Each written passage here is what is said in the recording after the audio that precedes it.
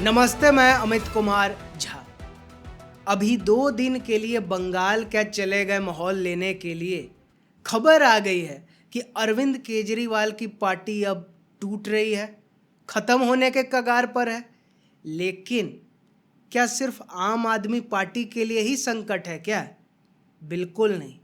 ये संकट है तृणमूल कांग्रेस के लिए भी। वो कैसे, उस पर तो आगे बात करेंगे ही। लेकिन ये जो आम आदमी पार्टी टूटी, इसका तो हम संकेत अपने पिछले वीडियो में पहले ही दे दिए थे। अगर आप मेरे वीडियोस देखते होंगे, और देखना चाहिए, क्योंकि जो हम कहते हैं ऊपर वाले की कृपा से मोस्टली वही होता है। जो कि हुआ कि भाजपा का मिशन पंजाब तो शुरू हो चुका है, क्योंकि ये जो 7 लोग टूटे, जिसमें मेन 2 ही लोग हैं, बाकी तो नाम मात्र का है, अपना सांसद बन गया केजरीवाल की कृपा से, कुछ पार्टी के लिए खास काम नहीं किया है। लेकिन 2 लोगों ने तो काम किया है, राघव चड्ढा जो मेन फेस है इस पूरा विद्रोही गुट का, और संदीप पाठक। ये 2 लोग जो हटे हैं, इससे ही असली नुकसान होने वाला है। और खबरें क्या प्लांट की गई हैं आम आदमी पार्टी के सूत्रों के तरफ से कि केजरीवाल चाहते थे सुलह करना। उन्होंने कहा कि चलो मीटिंग करते हैं और उसमें ये डिसाइड करेंगे कि अगर आपको कोई दिक्कत है हमसे पार्टी से तो आप इस्तीफा दे दो। अगली बार जब सांसद का चुनाव होगा राज्यसभा का, तो फिर आप ही को हम लोग भेजेंगे। इसका क्या फ़ायदा? अभी इस्तीफा दो, फिर आप ही को भेजेंगे, तो अपना टर्म क्यों वेस्ट करेगा इस्तीफा दे के? कोई सेंस है इस बात का? लेकिन ऐसी ऐसी बातें भी आम आदमी पार्टी के सूत्र फैला रहे हैं और मीडिया उसको जम के दिखा रहा है। मतलब केजरीवाल तो दानवीर हैं, अंत अंत तक कोशिश की, ये तो राघव चड्ढा ही अवसरवादी बेईमान निकला। ऐसा नहीं होता है। अरविंद केजरीवाल को तो पहले से पता होना चाहिए, जब उन्होंने भगवंत मान के ऊपर राघव चड्ढा को एक निगरानी रखने के लिए कि मेरा आदमी बैठा है, इस तरह से चड्ढा को बिठाया सुपर सीएम के रूप में, तभी समझ जाना चाहिए था कि जहां सिर्फ एक आदमी का दबदबा चलता है और वहां किसी दूसरे को खूब पावर मिल जाए तो वो तो बेलगाम होगा ही, जो कि यहाँ देखने को मिल रहा है। थोड़ा सा पावर क्या छीन ली केजरीवाल ने कि जब वो जेल गए केजरीवाल, राघव चड्ढा चले गए लंदन, छूटे तब भी कोई बयान नहीं, बरी हो गए बरी बड़ा तब भी कोई बयान नहीं। बयान कब आया? बयान तब आया जब राज्यसभा के उपनेता पद से हटा दिया गया। अब इसमें मस्त कॉमेडी है, जिससे रिप्लेस किया गया अशोक मित्तल, वो भी छोड़ दिए, और राघव चड्ढा तो छोड़ ही दिया आम आदमी पार्टी को, अब बीजेपी का सदस्य हो गए। अब इसमें भी आम आदमी पार्टी के संजय सिंह ने क्या कहा आज कि देख लेंगे, कोई बचने वाला नहीं है, पंजाबी लोग सबक सिखाएंगे। अरे इनमें से आधे से ज़्यादा लोगों को चुनाव कभी लड़ना नहीं है, तो क्या पंजाबी लोग सबक सिखाएगा? पहली चीज़।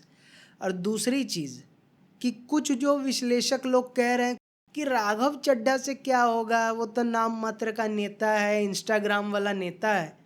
बीजेपी कोई पागल है क्या कि अपने राष्ट्रीय अध्यक्ष को भेजेगा उनको शामिल करने के लिए? नहीं ना। यहाँ सिर्फ राज्यसभा में मेजॉरिटी आ गया, 10 में से 7 सांसद आ गए, ये नहीं है। ये राघव चड्ढा को अगला सीएम फेस बनाने की तैयारी है। ये राघव चड्ढा कोई शशि थरूर की तरह नहीं है कि मन का हुआ नहीं तो कुछ बोल दिए फिर सुलह कर रहे हैं, फिर बोल दिए सुलह कर रहे हैं। वो वाला हाल नहीं है। एक बार राघव चड्ढा विद्रोही हुए तो विद्रोह करते ही चले गए, वीडियो बनाते ही चले गए, और संकेत तो दे दिया था कि घायल हुआ हो इसीलिए घातक हो। मतलब आत्मसम्मान को ठेस पहुंचाई, पंजाब से हटाकर, पावर छीनकर, पार्टी में हैसियत घटाकर, उपनेता का पद छीनकर, तो बदला तो लेना था। और क्योंकि वो सुपर सीएम के रूप में रहे हैं और पार्टी में इतना होल्ड रहा है अरविंद केजरीवाल के बाद, क्योंकि केजरीवाल के राघव चड्ढा इतने खास रहे हैं, तो सांसद लोग भी कई खास है। अभी तो 7 लोग टूटा है ना, खबर ये आ रही है, और ये खबर भी कांग्रेस की ही तरफ से आ रही है। कांग्रेस का जो वहाँ मेन नेता है वडिंग, उन्होंने क्या कहा कि भाजपा आम आदमी पार्टी के 50-60 विधायक तोड़ने वाली है। मतलब सही में कांग्रेस और आम आदमी विरोधी होते तो खुश होना चाहिए था, कांग्रेस को मज़े लेना चाहिए था। लेकिन दुख हो रहा है कांग्रेस को कि भाजपा ने ऑपरेशन लोटस कर दिया है। इससे क्या पता चलता है कि ये सब विपक्षी लोग नूरा कुश्ती करता है, सामने विरोधी हैं और अंदर खाने बस भाजपा नहीं आनी चाहिए, जो सरकार बना ले, जिसको मलाई मिले, भाजपा बस नहीं आनी चाहिए। ये जो मानसिकता है ये यहाँ निकल कर सामने आ रही है। और पंजाब का लोग भी तो देख ही रहा है, एक तरफ भगवंत मान जैसे सीएम है जो क्या कहते हैं, मुझे खरीद के दिखाओ, मुझे खरीद के दिखाओ। अरे सीएम कौन पाला बदलता है? कहीं हुआ है कि मुख्यमंत्री पाला बदल? क्यों बदलेगा? उसको सत्ता का सुख मिल रहा है तो वो तो उसी में ना रहेगा, बाद में हार जाए और तब हटे अलग चीज़ है। वो रिज़ाइन करके क्यों हटेगा? तो इस तरह की बेवकूफ़ाना बात कोई मैच्योर नेता कर सकता है क्या? नहीं। जो कहे कि ये जो 7 लोग गए हैं, ये अदरक है, ये लहसुन है, तो ये है, वो गार्निशिंग है, मेन सब्जी तो केजरीवाल हम लोग हैं, इस तरह की बातें करने वाला व्यक्ति को कौन लेगा? सीएम है इसलिए पूछ हो रही है। अभी भी वही कॉमेडियन वाला जोन चल रहा है। अरे भाई, सत्ता मिली है, काम करो, क्या झूठ मूठ का फालतू बातों में लगे हुए हो। लेकिन केजरीवाल को बहुत ज़्यादा फर्क हो इस बात से कि उनकी पार्टी टूट रही है, ऐसा लगता नहीं है। क्योंकि अब वो सरकारी आवास में शिफ्ट होंगे, जो उनको राष्ट्रीय नेता होने के नाम पर मिला है, एकदम उसको शीश महल की तरह सजा दिया है। मतलब पार्टी जाए तेल लेने, अपनी शानो शौकत चलती रहनी चाहिए, यही है उनका मूल मंत्र। क्योंकि चिंता होनी चाहिए कि जो राष्ट्रीय नेता होने का पद मिला है इलेक्शन कमीशन की तरफ से, वो भी छीनने वाला है।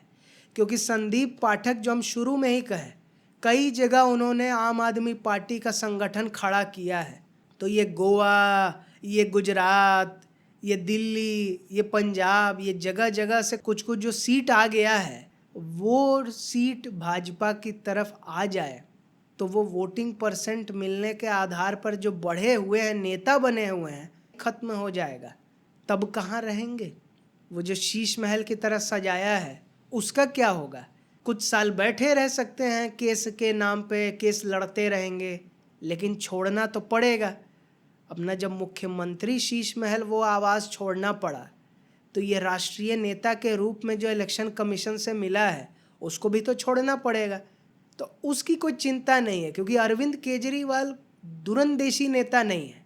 फिलहाल प्रॉफिट हो रहा है ना, मज़े लो, बाद में जो होगा देखा जाएगा। तभी तो कोरोना में लोग मर रहा है। लोगों को पता चलेगा कि हम बंगला में रह रहे हैं, रिनोवेशन करा रहे हैं, उसी टाइम में तो वोट का नुकसान होगा, ये कहाँ सोचा? उनको तो यही लगता है कि हम जो कर रहे हैं वो सही है, और कोई आरोप लगाएगा तो लोग उसी को बेईमान मानेगा। हम तो एकदम संत आदमी हैं। हटा दिया ना संत आदमी को मुख्यमंत्री पद से, अब राष्ट्रीय नेता का पद भी हाथ से जाने वाला है। वो तो जब जाएगा तब जाएगा। लेकिन जो हम कहें कि टीएमसी का भी नंबर अब अगला आने वाला है, क्योंकि बंगाल में जब कांग्रेस की सरकार हटी, बंगाल से लेफ्ट की बनी, तो कांग्रेस से भीड़ कार्यकर्ता का गया लेफ्ट में शामिल हुआ। फिर लेफ्ट की सरकार हटी और ममता बनर्जी की बनी, तो लेफ्ट से होते हुए वही कार्यकर्ता का भीड़ टीएमसी में आ गया। अब जब भाजपा की सरकार बनेगी, जी हाँ, बोले ना शुरू में, बंगाल गए, माहौल लिए। माहौल क्या है कि कहीं कहीं डर का माहौल है, क्योंकि हिंसा तो देखने को मिला चुनाव के टाइम भी। लेकिन अब खेल बदल रहा है। महिलाओं का इतना बड़ा संख्या में आना, और एसआईआर के बाद जो वोटर लिस्ट का सफाई हुआ है, जिससे वोटिंग परसेंटेज इतना बढ़ा है, इससे क्या पता चलता है कि भाजपा जीतने वाली है। ये हम कई बार पहले भी बता चुके हैं। और इसी वजह से तब टीएमसी का भी वो भीड़ कार्यकर्ता का उस मात्रा में भले ना बीजेपी में आए, क्योंकि बीजेपी भले अशोक मित्तल को ले ली, ईडी का छापा पड़ा, ऐसे लोगों को क्यों लिया, इससे पहले अजीत पवार को भी क्यों लिया था, ये सब ठीक है। कोई कह दे वॉशिंग मशीन है बीजेपी, ठीक है, वो सारा सत्ताधारी दल वॉशिंग मशीन ही रहता है। कांग्रेस अपने टाइम में थी, बीजेपी अपने टाइम में है, क्योंकि सत्ता का खेल है, सब लोगों को साथ लेकर चलना पड़ता है। लेकिन यही है कि कोई भी हो, बीजेपी में आने के बाद उस तरह से खाने का मौका नहीं है, उस तरह से मलाई काटने का मौका नहीं है, और गुंडागर्दी का तो बिल्कुल मौका नहीं है। इसीलिए वो जो टीएमसी से भीड़ निकलेगा कार्यकर्ता का, एक बड़ा सेक्शन तो छट जाएगा, उसको बीजेपी लेगा ही नहीं। लेकिन जो कॉम्प्रोमाइज़ करके रहने को तैयार है लिमिट में, वो सब लोग बीजेपी में आएगा, नेता से कार्यकर्ता तक। तो वहाँ भी पार्टी तो टूट ही गया ना इस हिसाब से। जब कार्यकर्ता नेता का एक बड़ा शिफ्ट होगा, जो कि बंगाल का हिस्ट्री है शिफ्ट होने का, तो वो होगा तो टीएमसी का क्या होगा? वही जो अरविंद केजरीवाल की पार्टी का हो रहा है। इसीलिए तो सब लोग बयान दे रहा है कि ये भाजपा ने गलत किया, लोकतंत्र के लिए खतरा है, ये वो। ममता बनर्जी, जिनकी अरविंद केजरीवाल से बड़ी अच्छी बनते आई है सालों से, क्योंकि दोनों अपना पार्टी में तानाशाही करता है, दोनों का 1% डोमिनेंस रूल है कि हम इसके अलावा कोई नहीं, कोई उभरेगा उसको हम हटा देंगे। तो ममता बनर्जी भले कहें कि अब हम दिल्ली में कब्जा करेंगे, उससे नहीं ना होगा। सच्चाई उनको भी पता है कि अब सत्ता मेरे हाथों से जा रही है, और इधर केजरीवाल का पार्टी टूट रहा है, जबकि वो तो कई राज्यों में फैले हुए हैं, मीडिया इकोसिस्टम भी तगड़ा है। हम तो सिर्फ बंगाल में हैं, कई जगह हाथ पैर मारे, कुछ हुआ नहीं, तो मेरा क्या होगा? इसीलिए ममता बनर्जी सहम कर चुप बैठी हुई हैं, क्योंकि उनको भी पता है कि आम आदमी पार्टी का टूटना तो बस एक झांकी है, असली खेला तो टीएमसी का होना बाकी है। और इस वीडियो को देखने के लिए बहुत धन्यवाद।